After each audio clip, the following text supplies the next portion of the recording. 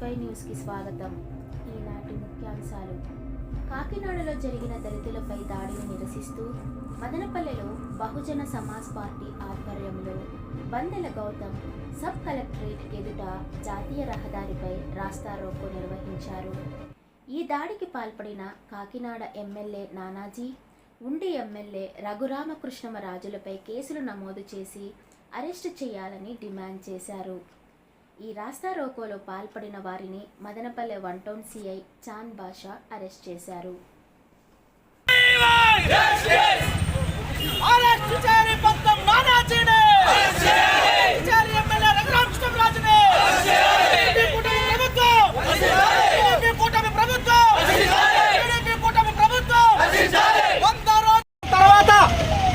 ఏదైతే గతంలో 4 సంవత్సరాల్లో జరిగినటువంటి దాడులు కేవలం 4 నెలల్లో మాత్రమే 4 నెలల్లో మాత్రమే ఇలాంటి దాడులు జరిగాయి. నేను చెప్తాను, నేను అడుగుతా ఉన్నా, టీడీపీ కుటుంబ ప్రభుత్వాన్ని నేను అడుగుతా ఉన్నా, మీరు గతంలో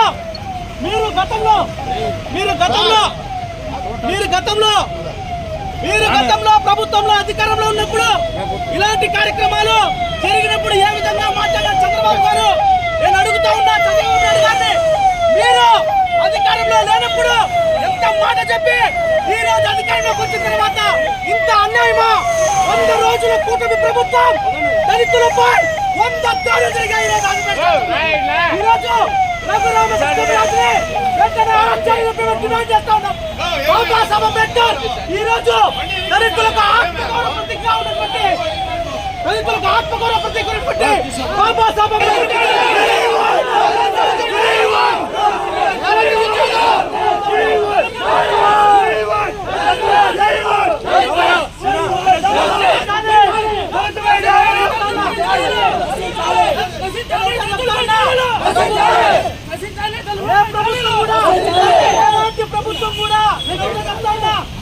ప్రభుత్వం కూడా శాశ్వతం కాదు.